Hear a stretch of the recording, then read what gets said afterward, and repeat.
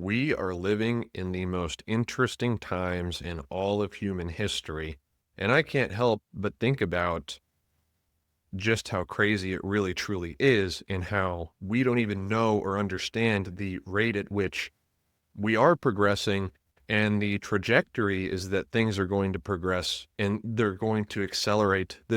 The rate of advancement is going to accelerate so much so that even the super intelligence that we're creating, even it won't understand how fast it's progressing within a decade or two. That is unbelievable to think about. And I don't think anyone really knows what to make of it. I think the entire idea that I just tried to explain is that no one knows what to make of it. And I just think we should try to appreciate that. And one aspect of this technological advancement is that we have basically effectively a time machine in what is YouTube. And I have been infatuated with YouTube since I first learned what it was. I don't think I knew what it was when I was 5 years old, so I would have found it when I was 6 or 7. Yeah, 6, 7. I would have found it when I was 6 or 7 years old, but I uploaded for the first time when I was 8 years old. And the video I uploaded, I had my dad record me singing the theme song to the kids' cartoon, Phineas and Ferb, and I uploaded that to a YouTube channel called The Annoying Nickel, which for anyone around my age or older, you might be aware of the Annoying Orange, who was, I liked watching the Annoying Orange when I was 7 or 8 years old, and my name is Nick, so I spliced the two together, Annoying Nickel. But I uploaded to YouTube for the first time when I was 8. I don't even know why. I don't know why I was infatuated with it, but I pretty much haven't stopped uploading to it since then. And the videos haven't always been public, and sometimes they were gaming, other times they were vlogging, whatever it is. I pretty much never stopped uploading. And that's the thing that's so interesting about YouTube is we're basically living with a time machine. We have a real time machine, and we've kind of had that. The most primitive time machine is the cave paintings. Then you have, artwork and stuff like that. Then you have stuff like literature, which is, you know, another form. But then it really becomes a time machine when you have video, and especially video with audio.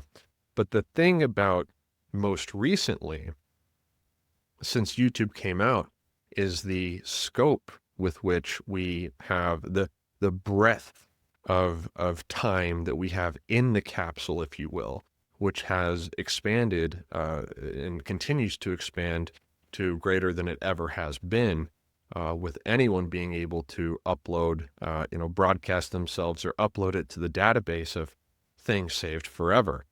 And I think it's a very interesting observation, thinking about people who come after us, what they will think of us, because they will have more data and insight into us and how we behave and how we acted and what motivated us and why we did what we did than it's truly unbelievable. It's incomprehensible to even think about. Imagine being born 100 years from now. I thought occurred to me the other day, that YouTube first came out in 2005. So that means there are now videos on the platform that are 20 and 21 years old. And, if you spend enough time on YouTube, you will find that, you will find videos that say 20 years ago. And no one, I don't think, is really comprehends, if you will, like when it's 30 years ago, 40 years ago, 50 years ago, 60 years ago, and eventually 100 years ago. And we have all of this footage, all of these videos from so many people, so many places for an entire century. Just think about how you could process that and analyze that, and what we will learn and what that will mean for humanity as we move forward. And then you can even take it a step further and get even crazier with it. Think about 1,000 years from now. What is humanity like 1,000 years after this ridiculous technological revolution that we've been living through since the beginning of, electronic computers? I was going to say computers, but, a technical computer has existed for far longer than an electronic computer, which the first electronic computer, I don't even think it's 100 years old. Maybe it is. I don't know. Who cares? But the point I'm making is that this technology is going to affect us and humanity and society in profound ways. It already has, but we have no idea what's in store for us, and we have no idea what the lives of people in the future are going to be like, having all of this data of what people did and documented themselves doing and thinking, and how they looked and sounded and spoke, etc. While the world is without a doubt more interesting than it ever has been, and human curiosity has never been easier to pursue for, any individual. We used to just have libraries, if you even had those, right? Today you have the internet. You can learn about pretty much anything you want. That doesn't mean everything is getting more interesting. It doesn't mean that everything is getting better. And if you look at the room that I'm sitting in right now, you will notice that it is a perfect representation of how things have gotten more boring. And I guess I'm talking now in the context of the first world, or America in particular. Look at everything around me. Look at the color of the couch, and look at the painting above the couch. Look at that. Look at the painting above. Look, who made that? That's like AI slop on the wall right now. I don't want some AI slop on the wall. I want an actual painting that adds something to the room. This room, you look at the door, the floor, the walls, the couch, the tables. You can't see any of the tables, but if you could see them, you were teleported to the room I'm in, you would have no idea where you were on the planet. You'd have no idea. It's just like a prison cell in that sense. It's like it serves one purpose, and that purpose is to house you, and things have a function, and there's no soul to it. There's nothing more to it than you can use this, and it exists, and it is here. And I think that is terrible. I mean, look at that painting. Look at the painting behind me right now. It is, I don't even know how you come up with that. Did you ever make artwork in school growing up? I mean, I'm sure you did. Okay. And if you did, then I guarantee you never made anything as bad or bland as the thing behind me, even when you were 5 years old, even when you were using crayons. At least you had color in what you were making. Today, they don't even use color. I don't know if you've noticed this. Next time you're out driving, look at the cars. They are almost all white, gray, and black. I don't want to live in a future where everything is white, gray, and black. And if you go back not too long ago, really not long ago whatsoever, I remember this.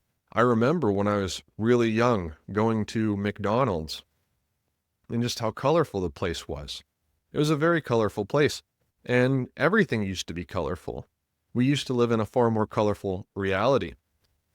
There used to be many different paints, colors of cars, styles. Now it's like, it's all so bland, and that is, I don't think that's a good thing. And the only reason, you might be wondering to yourself, okay, well, why are you in that room? Isn't that your place? No, it's not. I'm renting a fully furnished room in an apartment complex temporarily, and this is how they decided to furnish it.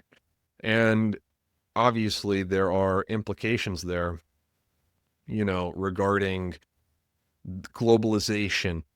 But what I'm talking about is the erasure of culture, okay? Anyone can live in this room. They won't be offended. They're erasing people's individuality. They're erasing what used to make people unique and what I think used to make life worth living, because we used to have reasons to exist. Now it's like you can't exist. You are you're perfectly capable of existing, but there's nothing more to it than that. And that, like, you go back in time and show somebody the painting above the couch behind me, I don't, what would they even think of it? What would they even think of it? They would probably burn it. They'd probably use it in their fire, because it's just like, why would you ever put that up on your wall?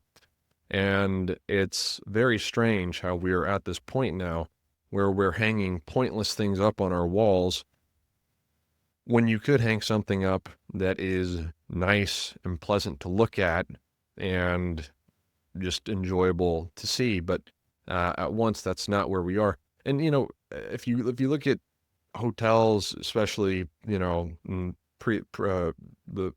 few decades before, they used to style it.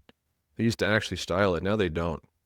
Now they have crap like that painting behind me, as to be as inoffensive as possible, as accessible to as many people as possible. But I don't subscribe to that globalization, the erasure of culture. Like, if I went to Japan, I wouldn't want to stay in a room that looks like this. I mean, I don't want to stay in a room that looks like this in America. I want to experience the Japanese culture, and I'd imagine they're not as far down this rabbit hole. They've done a much better job at keeping their culture intact than many of the Western countries have. But yeah, the world it's more interesting than ever, but it's also more boring than ever, in that people are less cultured than ever. The way in which it's more interesting than ever is technologically. Things are increasing, and it's basically impossible to keep track at this point, and that's extremely interesting what the ramifications will be long term. But on the other hand, we have lost what used to make life worth living, which is a sense of identity, a sense of direction, a sense of an understanding or a belief, a conviction of why we exist and what our purpose on this planet is. Nowadays, it feels and seems a lot more like, the only reason you exist is to be productive, and if you're not being productive, you can just sedate yourself with screens and food, and in a lot of cases, drugs. And that is extremely sad. And I think we should move away from this culture of kind of lazy nihilism to one of taking control of our own destiny, whether that be in our own personal lives or with groups of other people, or taking on the society as a whole, whatever it looks like. And that is the only antidote, really, to this nihilism that I and so many people, I think, feel and are afflicted by. Because not too long ago, I've been a lot better about scrolling and using screens and wasting time in this manner. But not too long ago, just a couple weeks ago, I spent 15 hours straight in bed scrolling. And you've probably been there yourself, or, wasted hours at a time scrolling. And it's like, I hardly remember anything that I was looked at. I was literally just wasting time. I was just rotting away. And that's no way to live. And that's how most of us are living. We used to be so much more social. People used to be so much more approachable. And nowadays it's like everyone just wants to be left alone, and you can't really, people are either extremely quiet and reserved in public, or they're loud and have no regard for the people around them. And neither of those are a good thing, by the way. There should be an environment, and there used to be an environment of, people were relaxed and not on edge. They didn't used to either be totally on edge or existing without any regard for the people around them. There used to be common courtesy, and people used to not be afraid of each other, which is kind of how I feel like it is now. And that is really unfortunate. And I don't know if we're ever going to really recover from this, because if you think about it, when this really began was in 2020 with the pandemic, and society was shut down. and that did a number on my generation, Gen Z. But the people coming after Gen Z, and so that's where we're currently at for the past 6 years, that hit to society.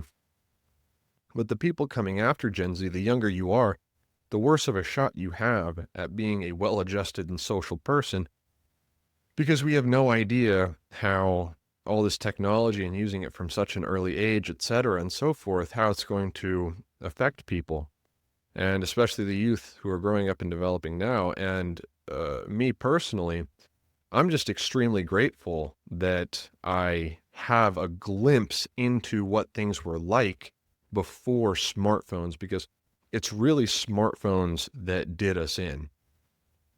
And there were definitely, I've read about how something like the television shifted people's behavior and cultural norms. Before the television came out and you can just sit at home and have, entertainment, endless entertainment on a screen, people would go out way, way more.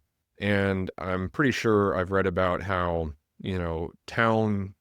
like Main Street in towns, like, they became far less popular and people used them less and less, once the television came out. And then the next major shift after that would definitely be the internet. But the original internet didn't even have images on it. You couldn't really waste or spend all of your time very easily on the internet. But then there were obviously people who did, but the biggest shift of them all is definitely going to be the smartphone, which I think really started what they call Web 2.0, which is a colorful image, video saturated internet. You can think around the time of YouTube, 2005, the iPhone came out in 2007.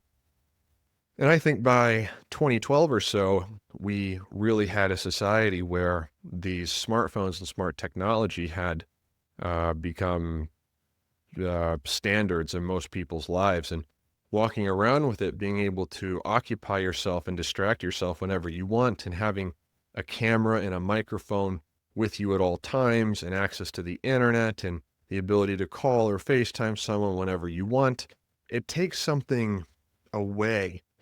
This is something very strange. Like, we have family reunions and we say we look forward to seeing family, but we're at a point now where you can see family whenever you want virtually. And obviously there's going to be a difference between seeing somebody through FaceTime versus in person. But do you really miss somebody all that much if you don't even ever FaceTime them or video call them, which we all can do with each other literally whenever we want? So we act like we're happy to see each other at the family reunion, but then we don't keep in touch outside of that, when we are more capable of keeping in touch outside of that than we ever have been. And that is very strange to me. And so we have this connectivity where I could contact hundreds of people right now that I know, have known, family members, and I don't do it. And it's like, what are the ramifications of this going to be long term? And I mean, we're already kind of figuring it out, seeing it, but we are not really taking this technology and the potential consequences of it very seriously, I don't think. I mean, it's irreversible, and it's clearly very profound. There's really nothing to indicate that it's good for us. And in my opinion, the best thing you can do is look out for the youth. Raise them for as long as possible without phones. Maybe they're going to have to learn how to use the internet. I don't know. But you should want a person's first 18 developmental years to be as natural as possible, at least with regard to not spending as little time looking at screens as possible, because looking at screens is abnormal and it's going to not be good for your development. It's just that simple. And there's going to be some necessity probably that they will have to use screens, but you understand what I'm saying. Me and my generation, we have been hit by it super hard. There's no taking that back, but we can at least try to raise the next generation to be healthier and more well-adjusted than we were. And I think we owe that to them. I think that is an obligation and a duty that we have to them, because I know, looking back at my childhood now at the age of 24, I just wish I spent less time looking at screens.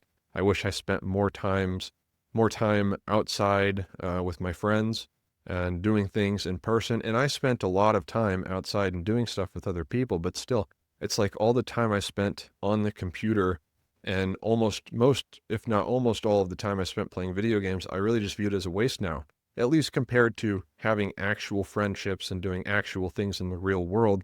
It's just a complete time sink. It doesn't enrich you. It's nothing compared to engaging with the real world. And we need to ensure that we prioritize that and emphasize that with the youth today. And they will thank us for it. Well, if we do it right, they won't even know the service that we've done them. They'll have no perspective on the service that we have done for them by guiding them to avoid the catastrophe of, like so many people today do, just wasting their entire youth and teenage years. We got kids as young as 3, 4, 5, 6 years old, and they're spending like several hours a day on iPads. It's like, what the hell even is that? How can anyone view that as acceptable? No one should want their kid to be living like that on an iPad.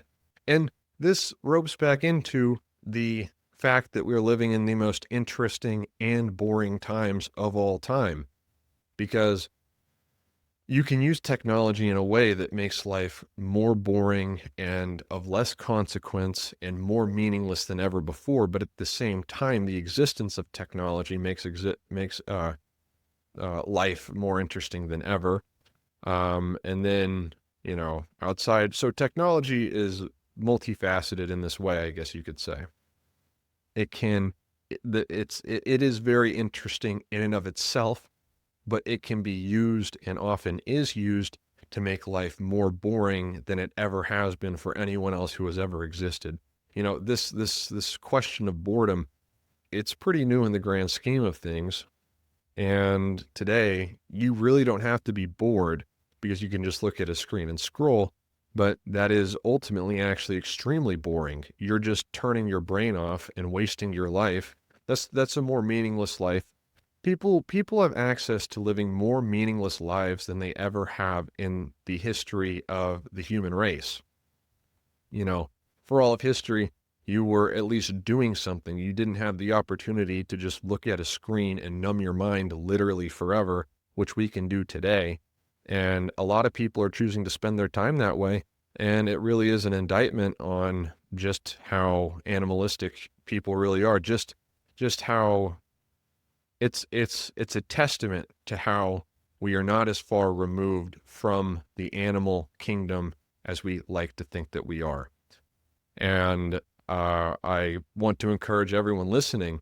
I've been revolting against it lately, and I have been doing a great job, to be completely honest with you. And my days have gotten a lot better, a lot wider. I've been far more productive. I've been happier. I've just been better off overall.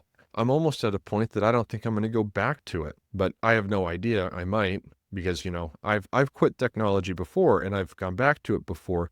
So, I'm not going to try to predict the future or anything, but, we all know that it's just a complete waste of time, and we should not waste time scrolling and watching meaningless things on the internet.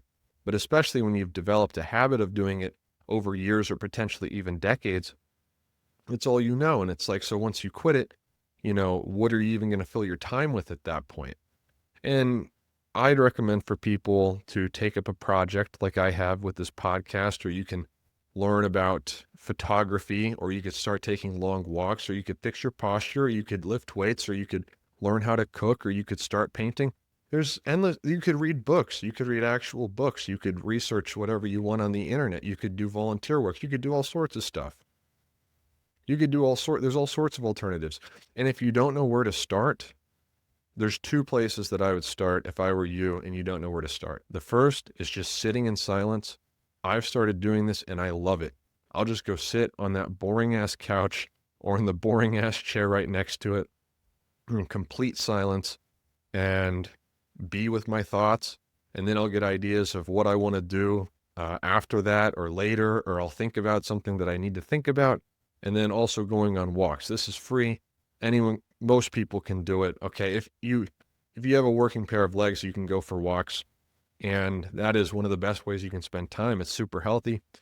Get sun and get away from technology, and your mind will calm down and you'll start to think about what you actually want to do now that you don't have this crutch or this anesthesia or this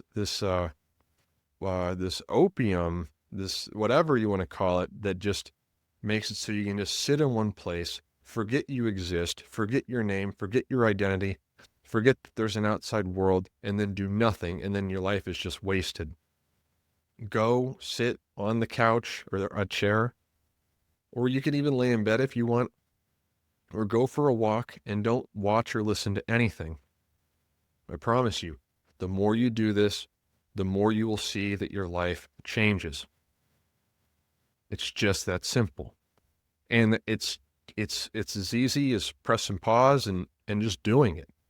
Just do it. Just go do it and see what it's like. Do it for the novelty, if nothing else.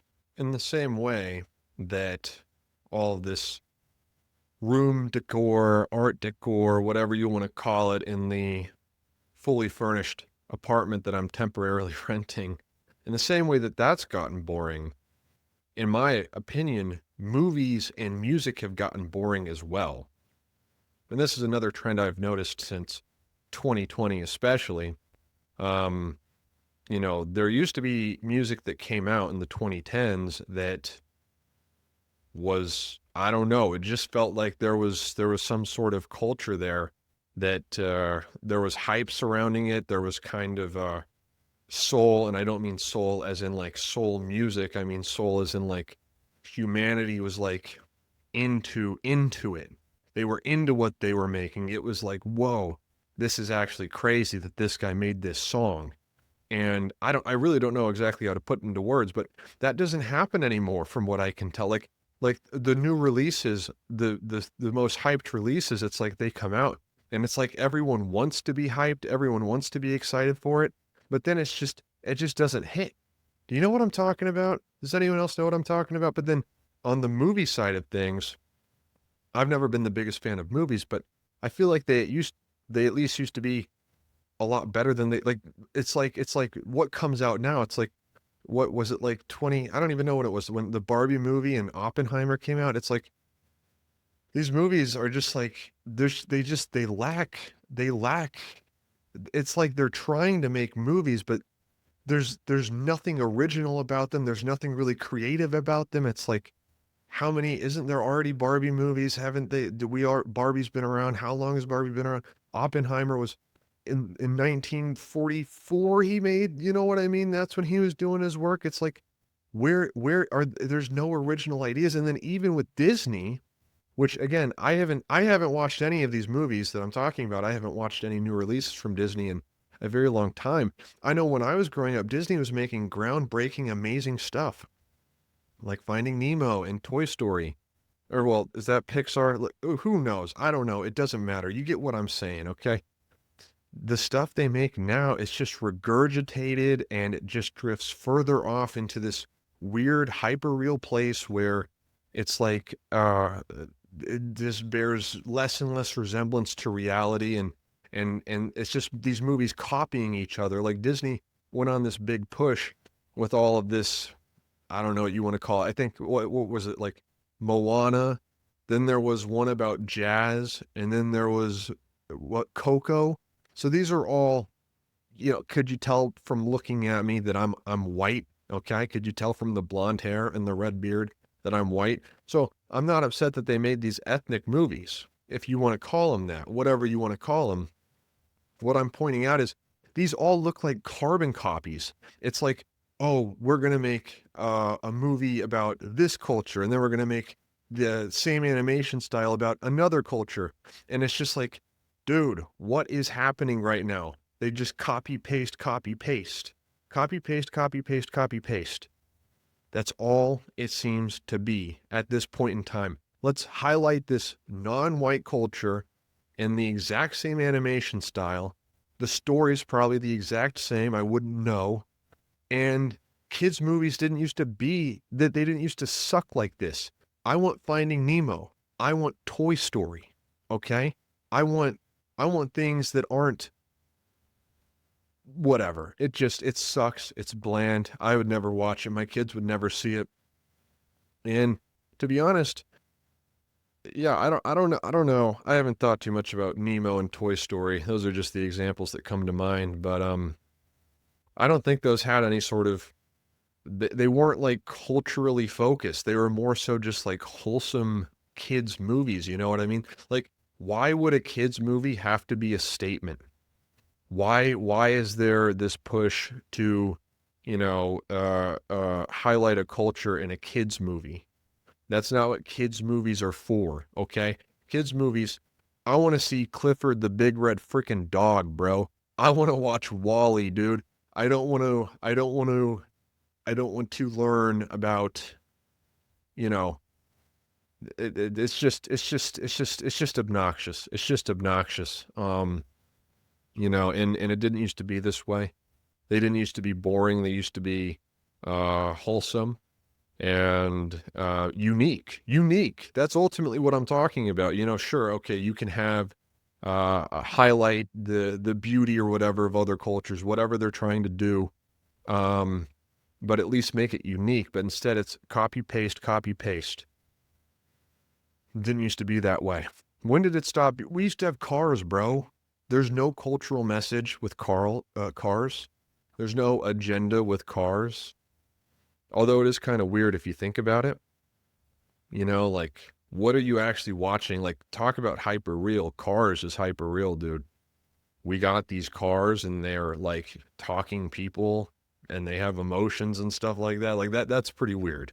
I'm not going to lie, that's pretty weird. But we're talking about kids' movies, okay? And, if you can convince a kid that the tooth fairy will put $1 under your pillow and Santa Claus will bring you, like, I don't have a problem with that. I don't have a problem with kids watching Cars.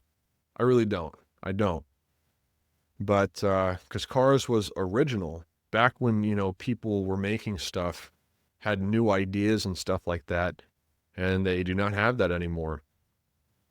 At least as far as I can tell. They don't make new. There's all sorts of jokes. Aren't they making like a Call of Duty Black Ops like 7 or 8 at this point? Like, I was there for the first Black Ops. I was really young, but I played it and I liked it. And I remember when the second Black Ops came out. Okay, you can make a Black Ops 2, that's fine. But a Black Ops 3, 4, 5, 6, 7? I think they're on 8 now? What are you doing? What is happening in our culture? Why is it impossible to make anything new? Why are there no new good ideas? Why is everything dead? Why is everything stale? Obviously, it's for very similar reasons to why this room is so dead and stale.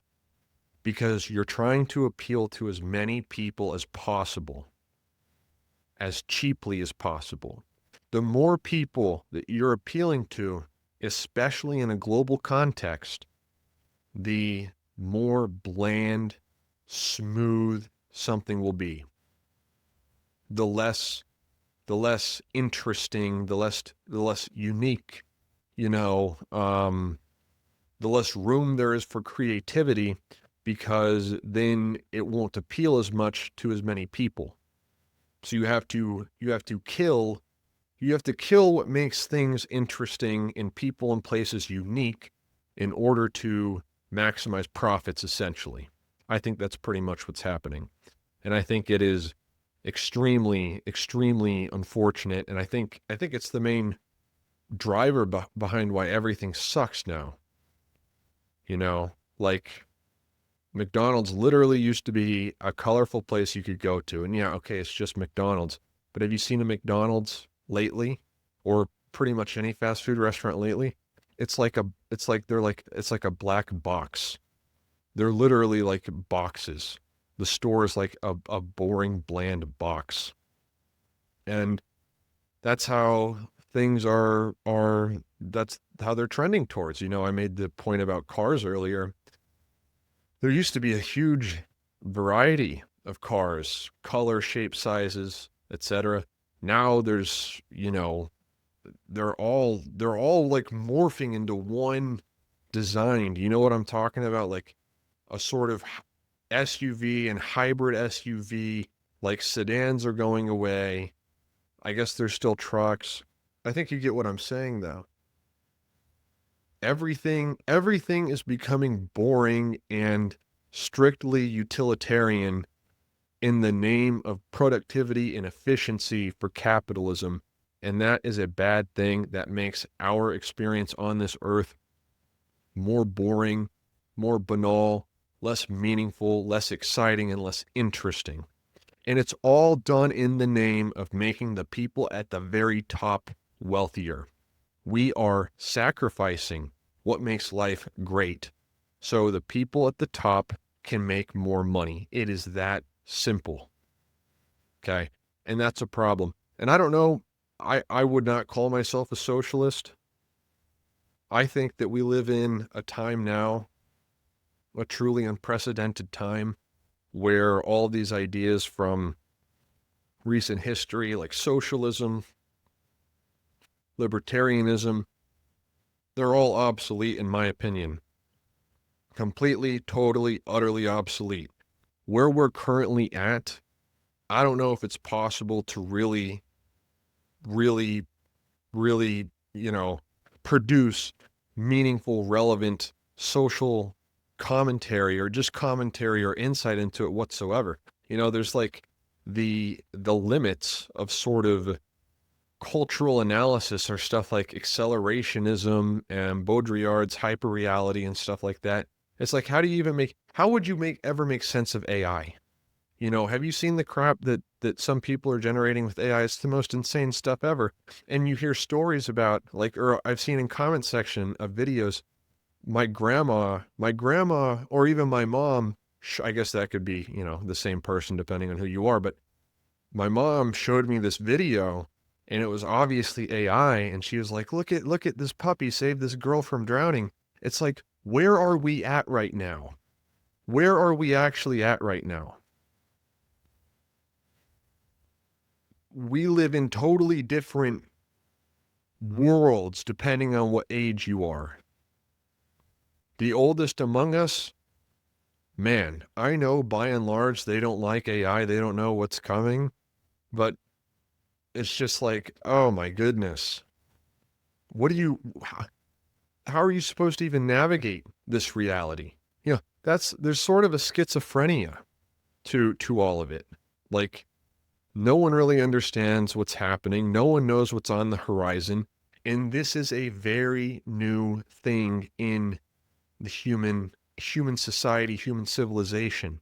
It used to be, we're warring with that tribe, or we need to hunt, or this is our territory, and if they come here again, we're going to fight them. That was literally humanity for over 100,000 years. Then in the past 100 years, we get cars and planes and the internet and smartphones and now wireless connections and now AI. And it's just like, we were not made for this. We can't adapt to this. What is even going on? What is even worth doing? How do you even live today?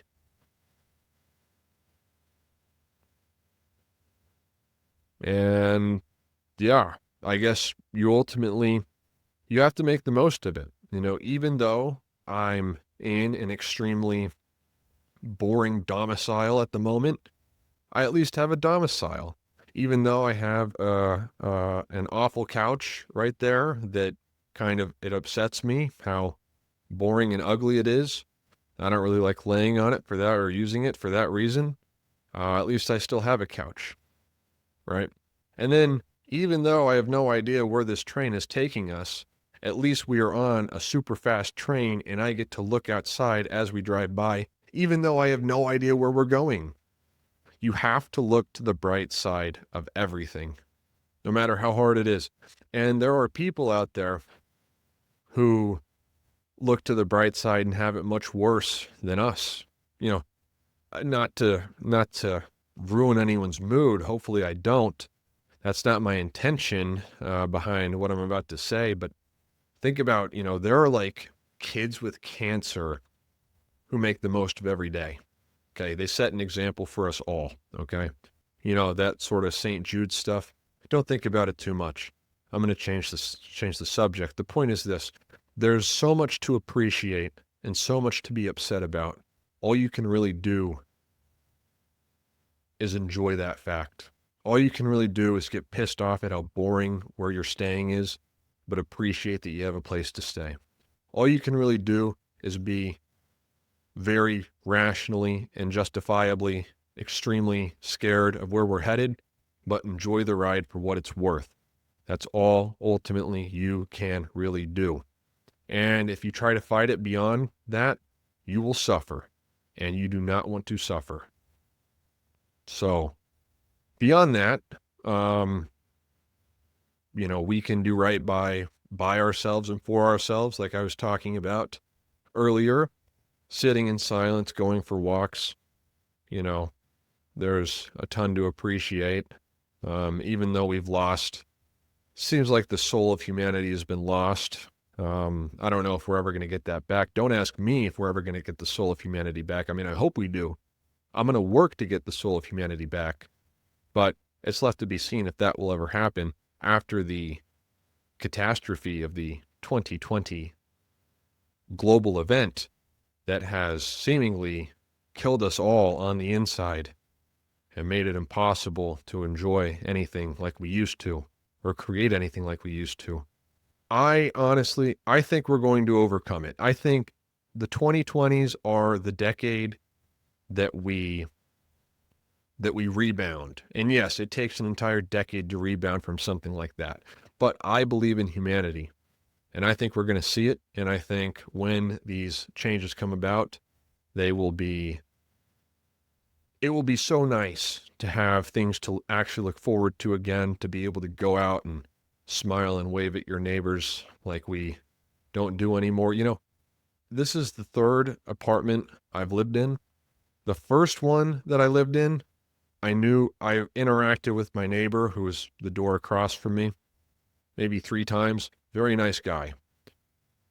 Didn't know anyone else. Didn't even see anyone else. Maybe I saw another person once or twice in 6 months. My most recent apartment, I never even saw the person that lived across from me. And I saw one of the people that lived below me 2 or 3 times in 7 months. I didn't see anyone else the entire time I was there. Do you know how weird that is? I share walls with these people. I don't even know their names. They don't know mine. And none of us care. And that is a very, very weird thing. And society did not used to be this way. And it's not a good thing that society is this way. And I don't think it's going to get better anytime soon, but I hope it does, because I don't want it to be that way. But I don't know what will solve it. I don't know how to make it better either. It's just the way things are. We're all living, and it's like, okay, well, I guess we've all just agreed we're going to be neighbors, but not introduce ourselves to each other, not know each other. We just want to be left alone. We all just want to be left alone after doing our job, after getting to work, doing our job. Just leave me alone. That is the American ethos. I've done my job. I went to work. I played my role. I paid my taxes. Now do not bother me. Do not bother me, whatever you do. I want nothing to do with you. Leave me alone. I've dealt with enough today. I'm just trying to get through, man. I'm just trying to get through. That is the American way of life at this point in time. And that is a very bad thing. And I really don't know if it'll ever get better. I like to think that it will, but it's going to take a long time if it ever does. But, you think back to recent history, and we had the Great Depression, which was, in in many ways, if not always, way worse than right now. And how long did that even last? I don't know. Probably till after World War II, which would have been like about 15 years. So we had the Great Depression, rolled into a Second World War, and then we entered a golden age. So if we map that timeline of events onto right now, today, the pandemic is going to be the Great Depression, and then we're going to have another several years. And then starting around 2029 or 2030, we're going to get World War III for real. And then after we get through World War III, if you survive that, we'll enter a golden age, and we can just ride that out for the rest of our lives, like the boomers and the people who came before the boomers did themselves. And I think that's ultimately what we should all be looking forward to. We should all be looking forward to, after we get through whatever horrible crap is on the horizon in the 14 or 15 year period, because we're mapping the times, we're mapping the time 1-to-1 right here. The Great Depression, our Great Depression, is the pandemic. We got to wait about a decade from that for the World War. And then we'll win the World War because we're America. And then everything's going to be freaking awesome for the rest of our lives. And all of the anxiety, stress, and schizophrenia from the technology and how it's going to affect us and how it already has affected us, and all of the dread and misery from the banality of how things look, it will all have been worth it in the end. And so long as you can wake up each day and think like that and understand that and be aware of that and move through the current climate, knowing it will get better and accepting how bad it is right now, there's a pot of gold at the end of the bullshit rainbow, my friend, and you will not be disappointed or upset that you had to endure the bullshit rainbow to get to the pot of gold. It will be a relic, a memory that you have, that you don't think about often, that you've largely forgotten about because things get so good after the bullshit rainbow. And there's actually another alternative to this.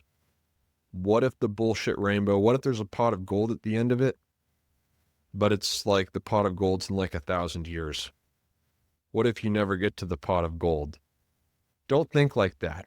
Try to think like, I'm on the bullshit rainbow and there's a pot of gold and I'm going to get it soon. In fact, I'm going to get it so soon, I'm not even going to be 40 years old when I get it. I'm still going to be in my 30s when I get the pot of gold. Who cares about my 20s? Who cares about my teenage years and my 20s, maybe my early 30s? Who cares if I had to sacrifice them because I got a pot of gold? I rode the storm out. I got to the end of the bullshit rainbow. And now I have my pot of gold. And every step was worth it. Every wasted year of my youth, it was worth it. Wouldn't trade it. I'm happy to trade all of it, for this pot of gold. And I'm very grateful for walking the bullshit rainbow of absurdly interesting and absurdly boring times, all rolled into one.